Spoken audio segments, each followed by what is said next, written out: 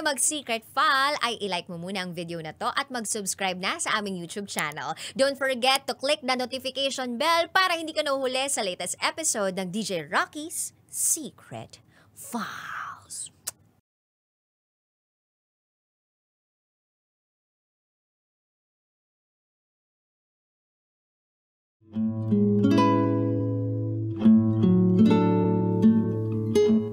And now, it's time for DJ Rocky's Secret Files.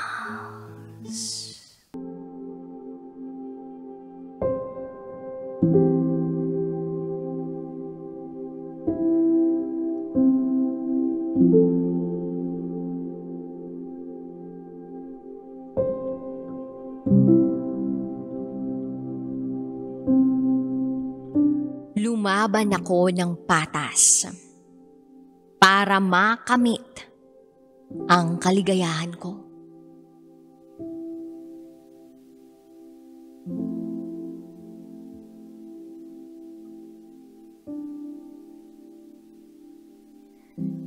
Hi DJ Rocky. Nakikinig na ako sa Love Radio. Simula pa noong bago pa lang ang tambalan ni Nicole Yala at Chris Choper. Ang tagal na. Nakakalungkot lang. Wala na pala yung tambalan nila. Tapos eto nga, inabutan ko na rin ng secret file na programa mo. Hapon ka pa noon. Pero kahit nalipat ka na sa gabi, nakatutok pa rin ako sa'yo tuwing namamasada. Pagpasensyahan nyo na lang po sana kung sakaling makalat ang paglalahad ng aking kwento. Madaldal ako eh. At hindi rin kasi ako nakatapos ng pag-aaral. Itago mo ko sa pangalang Cardo. At ito, ang aking secret file.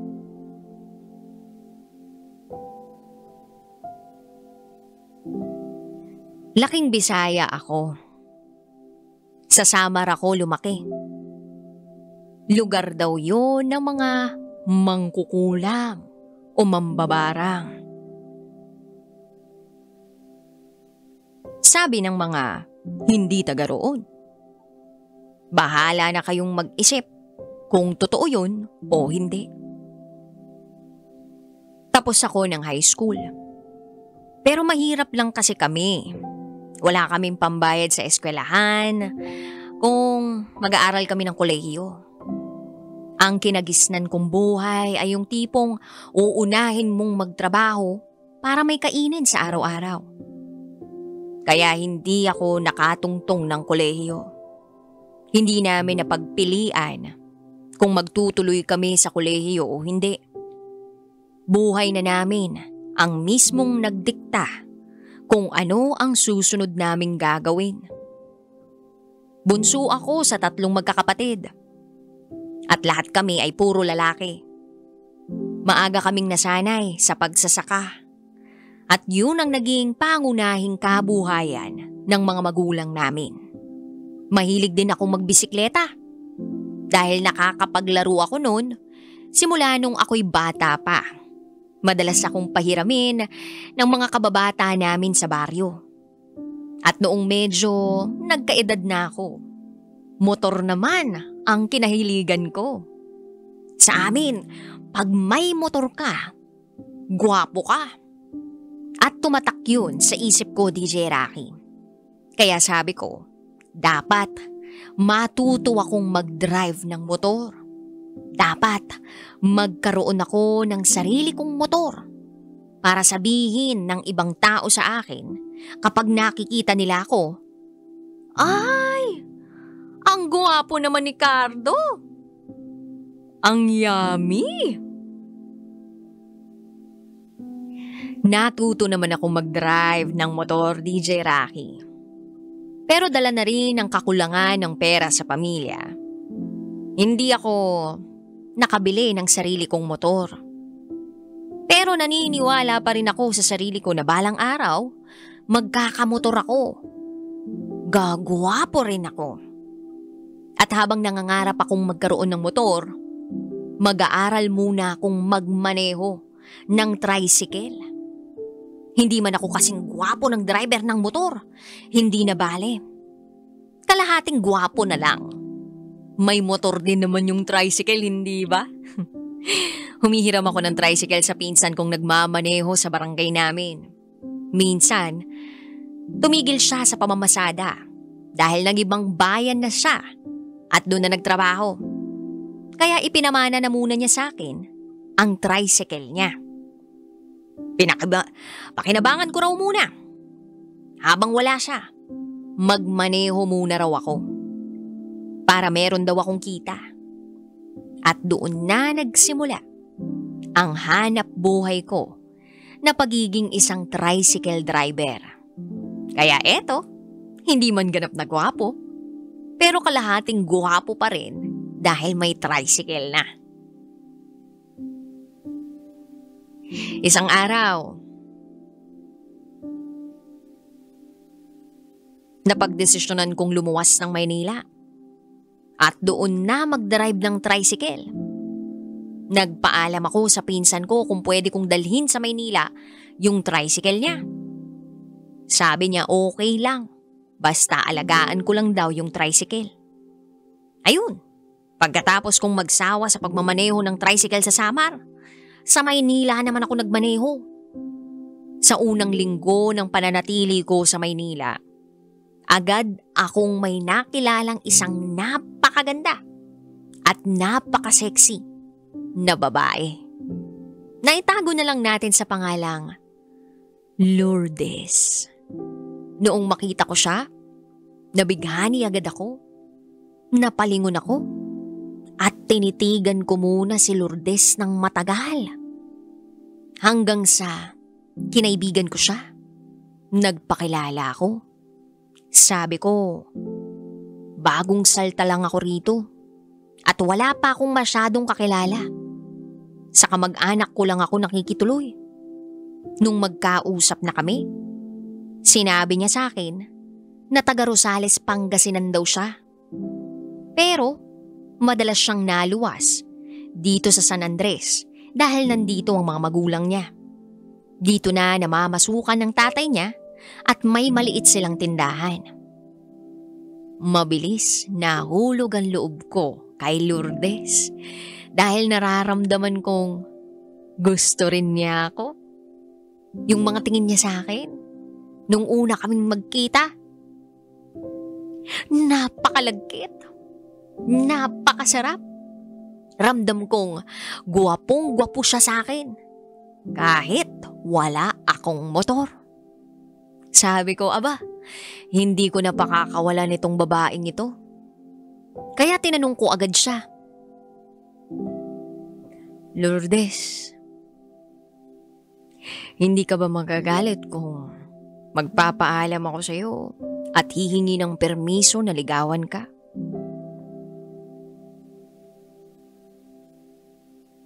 Sabi naman niya sa akin,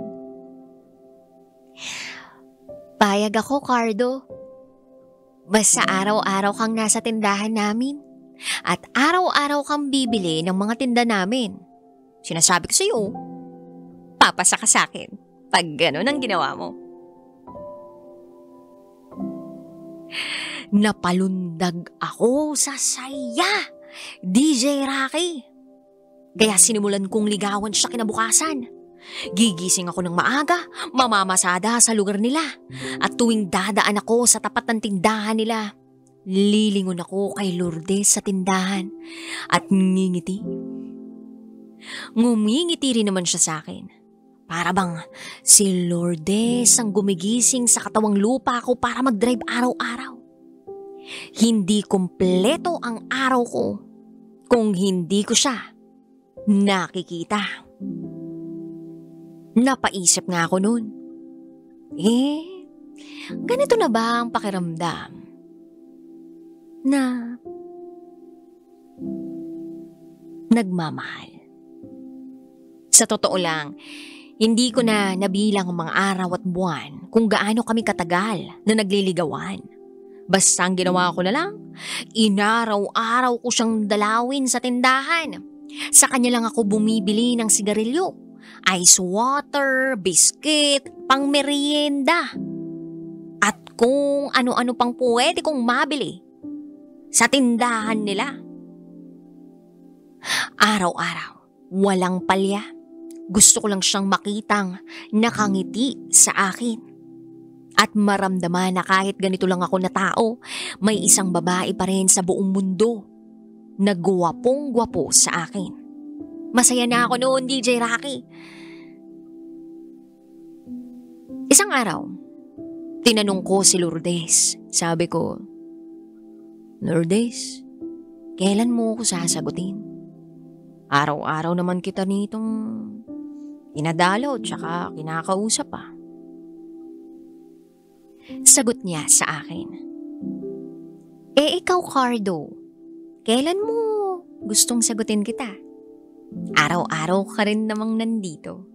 Hindi ka naman kasi nagtatanong, ngayon lang. Nagulat ako sa sagot niya, kaya tinanong ko na siya uli. Abay kung ganun, tatanungin na kita. Tayo na ba, Lourdes? Tayo na ba? DJ Rocky, nakakalungkot. Pero hindi niya ako sinagot. Ang ginawa niya, hinalikan niya ako sa labi. Nagulat ako kasi first time kong mahalikan ng ganun. Yung para bang nakumpirma ko na gwapo akong tao dahil may humalik na sa akin. Umalis siya sa tindahan nila at pumasok sa loob ng bahay. Sigaw ako ng sigaw. Sa labas, sabi ko, Hoy Lourdes, tayo na ba? Tayo na ba? Bakit mo ko kinis? Yun na ba yun? Dumungaw saglit sa bintana si Lourdes at sumenyas ng oo. Sa wakas, DJ Rocky, may jowa na rin ako. Pagkatapos nun, lalo ko pang inigihan ang pagdalaw ko sa kanya sa tindahan. Hindi ako tumigil. Minsan nga, pinagyayabang ko pa sa mga kapwa ko driver na girlfriend ko yung tindera. Huwag niyong susulutin ha, dahil sa akin yan, mahal ko yan. Natutuwa naman yung mga kapwa ko driver at maging yung mga kapitbahay nila Lourdes. Tinutokso kami kung kailan daw kami mag-aasawa. Sabi ko, bibilhin ko muna ang tricycle na ito sa pinsan ko. Pagkatapos, magpapakasal na kami. Wala man kaming sariling bahay, may tricycle naman kami. Nakapag-ipon ako ng medyo malaking halaga sa araw-araw kong pamamasada DJ Rocky. At pumayag ang pinsan ko na bilhin ko na lang ang tricycle niya. Yun nga lang, ibinalik sa akin ng pinsan ko ang kalahati ng halaga ng perang ibinayad ko sa kanya. Sabi niya, narinig daw niyang magpapakasal na kami ng girlfriend ko, kaya discounted na lang. Ay, ang laki ng pasasalamat ko sa pinsan ko dahil sa discount na ibinigay niya. Ipanggastos ko na lang daw sa pambili ng singsing at disenteng damit para sa kasal. Hindi nagtagal,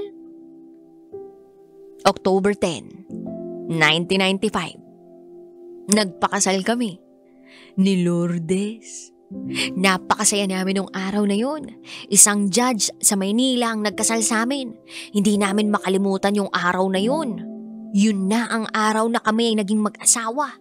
Simpleng handaan lang ang dinaos namin pagkatapos ng kasal. Pansamantala, sa bahay nila Lourdes muna ako lumipat. Bubukod din kami balang araw. DJ Rocky, hindi maipintahang ngiti sa mga mukha namin nung maikasal kami ni Lourdes. Pero doon mo lang din pala maiisip na hindi doon nagtatapos ang love story namin. Doon pa lang pala magsisimula. At hindi namin inakala na ilang linggo lang pagkatapos naming maikasal ay haharap kami sa isang matinding delubyo. At etong delubyong to ang susubok sa tatag ng relasyon namin bilang bagong mag-asawa. Huling linggo ng Oktubre 1995. Dumaan sa lugar namin ang Super Typhoon Rosing. Napakalakas ng hangin ng bagyong yun. Halos matuklap ang mga bubong ng bahay ng mga magulang ni Lourdes. Ang tindahan nila hindi nakaligtas. May natumbang malaking poste at nadurog ang harap ng bahagi ng tindahan. Buti na lang, hindi nadamay ang tricycle ko. Nakatabing-katabi lang ng posting natumba sa tindahan nila. Hindi ko rin makalimutan na habang bagyo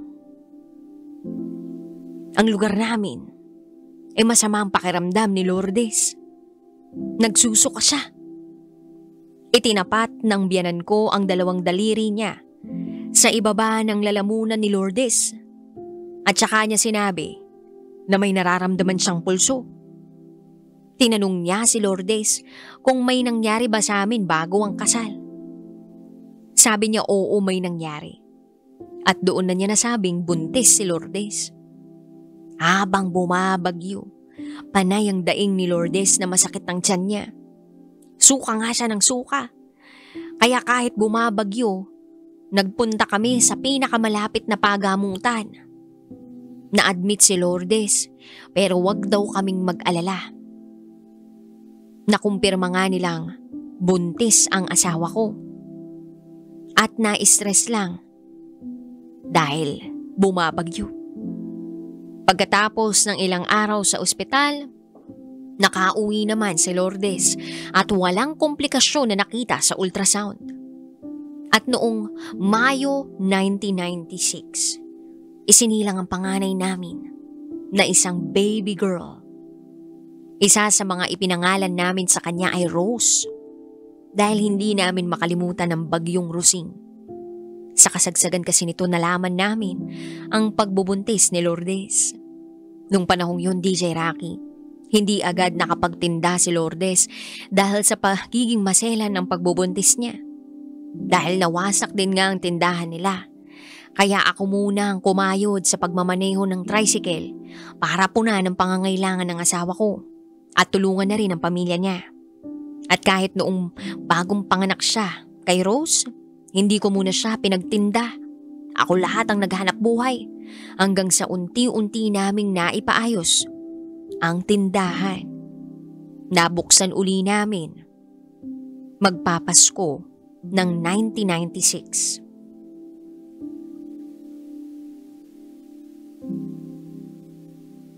Nasundan si Rose, DJ Rocky.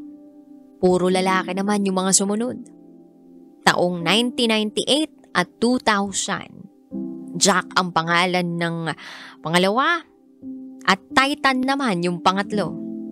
Oo, 3 ang naging supling namin ni Lourdes. Si Rose, si Jack at si Titan. Uso kasi noon ang pelikulang Titanic dahil patok na kinuod kami sa CD ng kapitbahay. Nagustuhan namin ang pelikula. Una na naming naipangalan sa panganay namin yung Rose, pero hindi namin namalayan na pangalan din yun ng bida sa pelikula. Kaya Jack na lang ang kasunod na lalaki. Siya yung mahal ni Rose. Tapos si Titan naman ang bunso. Kasi siya yung barko. DJ Rocky, unti-unti naming napalago ang tindahan namin at tuluyan na namin itong ipinalaki at ginawang wholesale store noong 2005. Nagbebenta na kami ng mga produkto sa mga kapwa namin tindahan. Bulto-bulto, hindi tingi-tingi. Pero may bahagi pa rin ng tindahan namin na pwede ang tingi-tingi para sa mga ordinaryong mamimili. Unti-unti naming napalaki ang mga anak namin at napag-aral. At ako naman, hindi pa rin ako tumigil sa pamamasada. Tinutukan ni Lourdes ang pagpapatakbo ng wholesale store namin.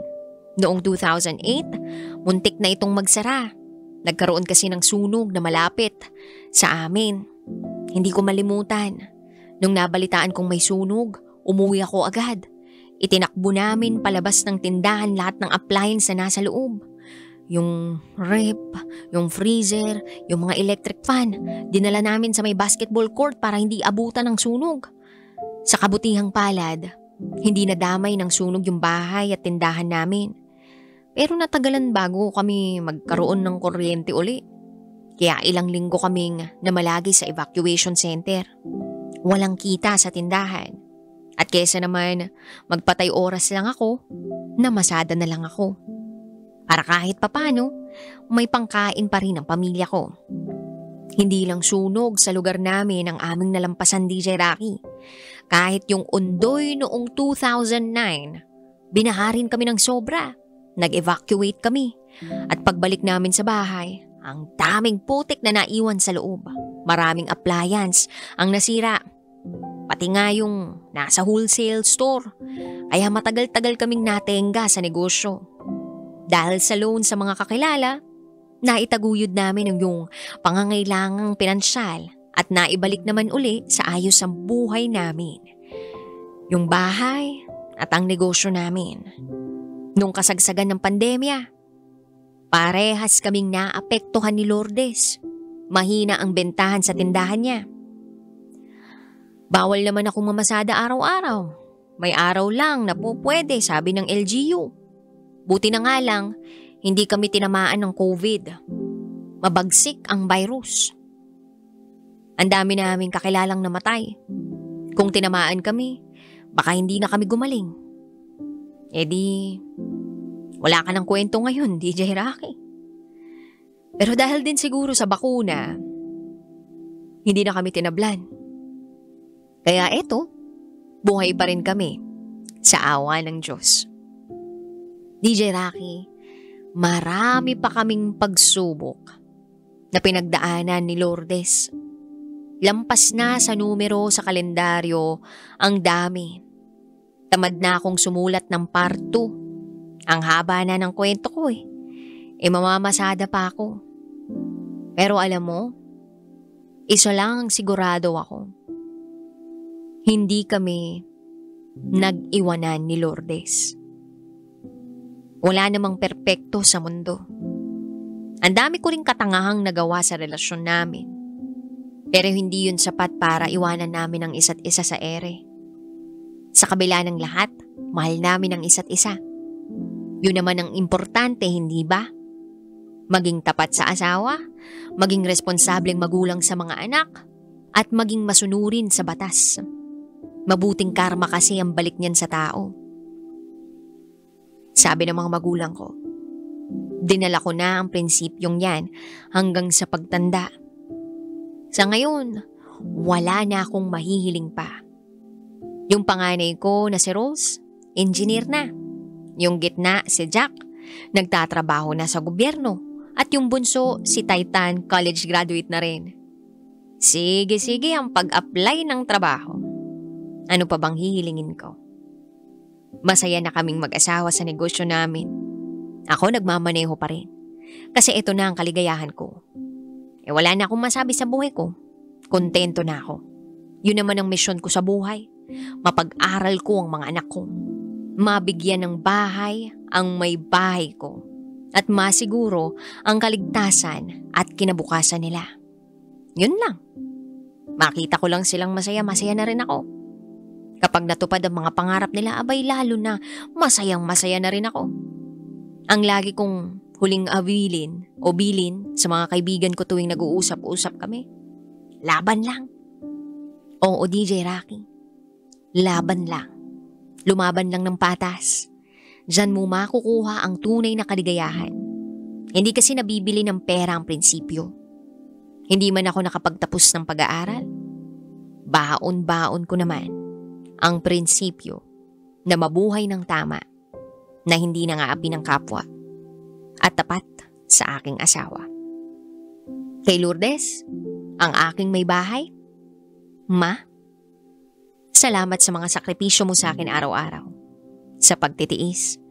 Salamat dahil kahit hindi ako sobrang biniyayaan ng kagwapuhan, napagtiisan mo ko, napagtiyagaan mo. Ang mukhang ito araw-araw. Naawa ka na rin siguro sa akin sa tagal nating nagtititigan. Laban lang, Ma.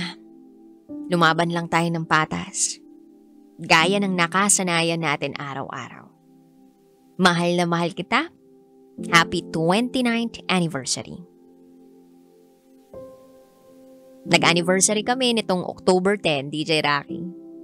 Salamat ha. At salamat sa mga kabisyo nating tumutok sa aking kwento. Hanggang dito na lang po. Muli, ako si Cardo. At ito, ang aking secret file.